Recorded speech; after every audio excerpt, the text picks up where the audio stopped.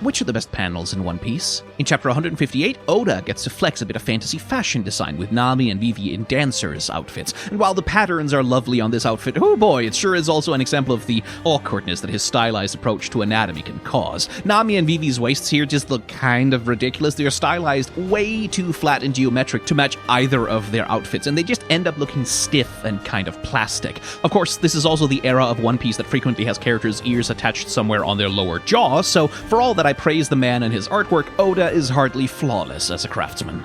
Anyway, the plot. Luffy, Ace, and Smoker get into a hijinks-based chase from the restaurant, which gives us a few fantastic comedy bits, like Luffy interrupting Smoker before he can fight Ace, and then Smoker interrupting Ace before he can say hi to Luffy, and then Luffy continuing to eat, completely oblivious to Smoker threatening him. It's classic slapstick. We also get this panel of Ace's fire interrupting Smoker's smoke, and look at the curly, flowing rendering that Oda is doing on the flames, and how distinct in shape and feeling it is from Smoker's much more lumpy, hard-edged smoke. There's good visual clarity in the way that their powers interact here. But the best panel has nothing to do with any of this. It is this establishing shot of the port city. It takes a low angle as though seen by a frog or someone laying on the ground looking up at a passing camel and the load it is carrying. Oda is using his classic curved ground fisheye lens trick to exaggerate the space, and we get a good look at the buildings, but I love the people here specifically. You can see merchants hawking their wares in the background, street sellers chatting up customers, and folks wandering to and fro, and they are wearing